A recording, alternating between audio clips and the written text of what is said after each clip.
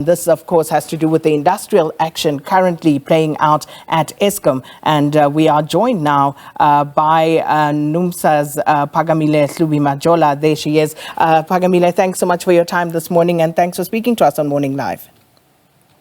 Good morning, Sakina. Good morning to viewers. I'm not sure how much you heard of the previous conversation with the Eskom spokesperson, but from a Labour side, just take us, into your confidence about the current issues at Eskom and how many of your members at Numsa are currently on strike. Unfortunately, I wasn't able to hear most of the interview, so I can't really respond directly to him. What I can say right now, Sakina, though, is that Numsa is not on strike. This protest is not these protests are not sanctioned by unions. Eskom triggered the strike with their own actions when they walked out of wage talks last week, Tuesday, demonstrating extreme arrogance, not just to workers in the Central Bargaining Forum, but to South Africans as a whole. What happened last week, Tuesday, is that we met for what was supposed to be a fourth round of talks. Labour had prepared itself to make further presentations, having taken Eskom's final offer into consideration, and we were willing to engage on that in that fourth round. When Numsa stood up and made an opening remark to say, why is Eskom taking money which was allocated for workers' wages? Why has it taken that money away and is now wasting it on bloated, dodgy, questionable procurement contract with IPPs and coal? When we asked that question, Eskom took a decision right there and then that they were not going to engage us any further, that they had deadlocked, and they walked out of talks.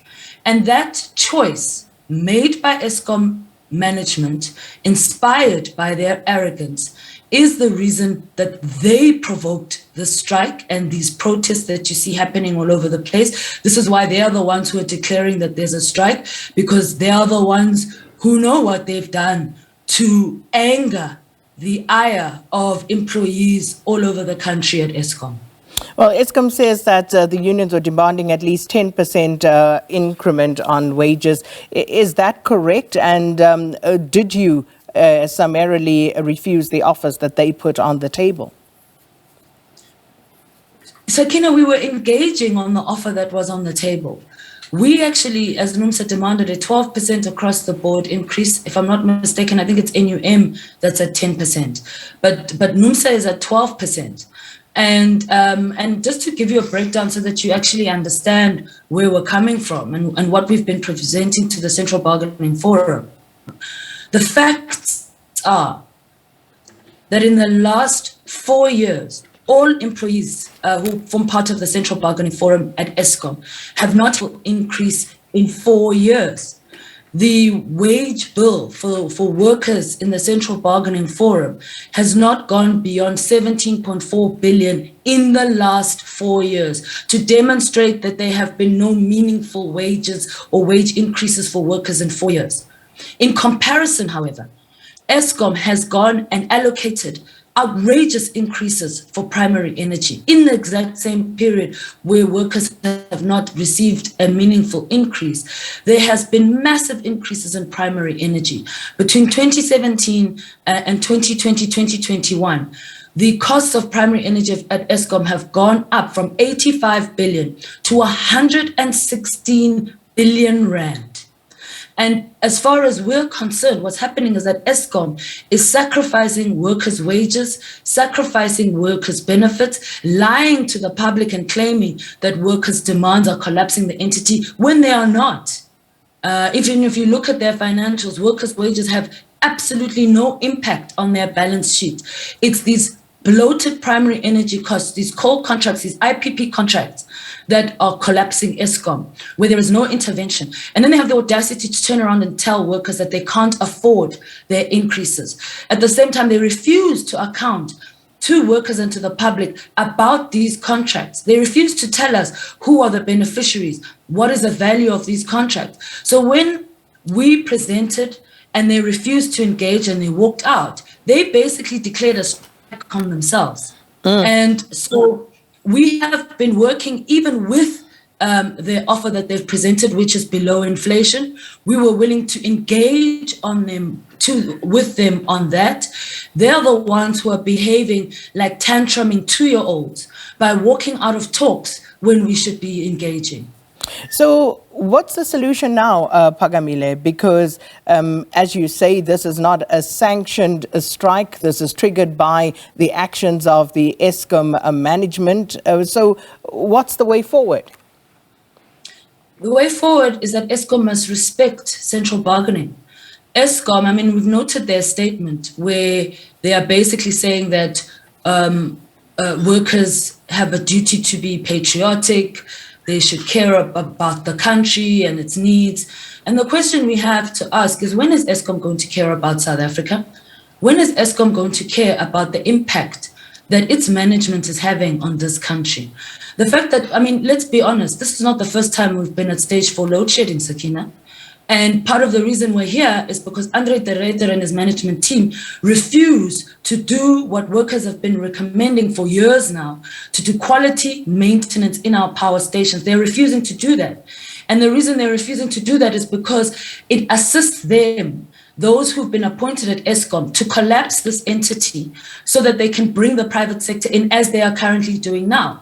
They've already started shutting down power stations, replacing them with IPPs. And these IPPs, by the way, cannot even kick in to assist us when we have load shedding, when we need more energy. They can't assist us.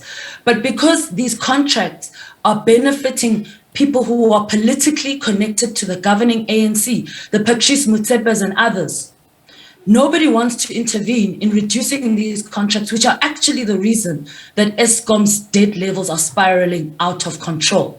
But workers are constantly being told that they must expect further cutbacks. They must expect further reductions in their benefits and conditions so that this corruption can continue. So as far as we're concerned, the only way this is going to be resolved is if Eskom comes back to the negotiating table. Number one, Eskom needs to come clean about how much of these monies are being wasted on these contracts. Secondly, Eskom must give workers a meaningful increase, and that's it. And so, once that Phakamile, sorry to interject. I'm sure we will start to see. My apologies, but if you will allow me to interject here. When you say, you said earlier that you actually quantified how much was being spent on these IPPs who've been given contracts by Eskom. But now in the same breath, you're saying that Eskom must come clean. So where is that information, about who the actual contracts went to and the cost thereof? Well, this is the problem. What we've been able to glean from their finances is how much has been spent. But we can't tell you who are the beneficiaries. We can't tell you the value of the contracts for various companies. This is information that we demanded in the Central Bargaining Forum. We said Eskom must disclose because the country has a right to know who is making money from these contracts, and they refused to disclose. They said that these contracts are governed by privacy rules, and for commercial reasons, they cannot and they will not disclose. And then in the same breath, they then tell workers that their demands are unaffordable. 1.2 billion rand is how much it's going to cost to give workers a meaningful increase of 12% across the board versus 116 billion rand in primary energy costs.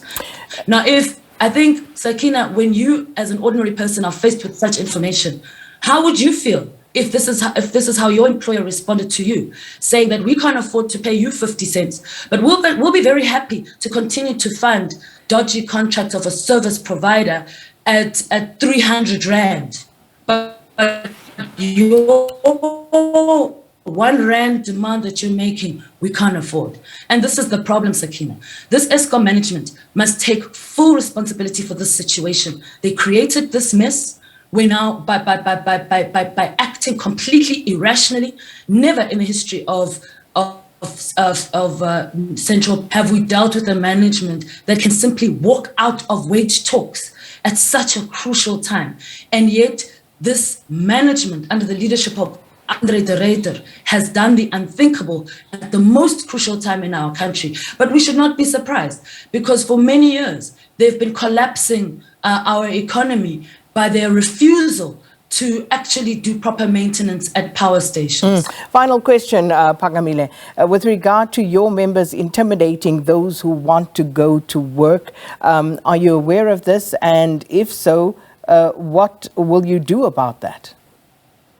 Again, Sakina, these are not our members. This is not our strike. So we cannot be held responsible for anything that's going on there. This is Eskom. Eskom triggered the anger of workers. Eskom must deal with the mess that is created. I get that, but if you have a Numsa member called Sakina Kamwendo intimidating someone who wants to go to work called Phakamile, how are you going to deal with that as a union? But that's not the situation now. We don't have a Numsa worker intimidated. No, Sakina, I think I have to be clear about this. I'm not going to engage on possibilities and whataboutisms. This is not our strike. This is not our protest. It is not sanctioned by Labour. This is a situation that Eskom called upon itself. Eskom management must engage workers.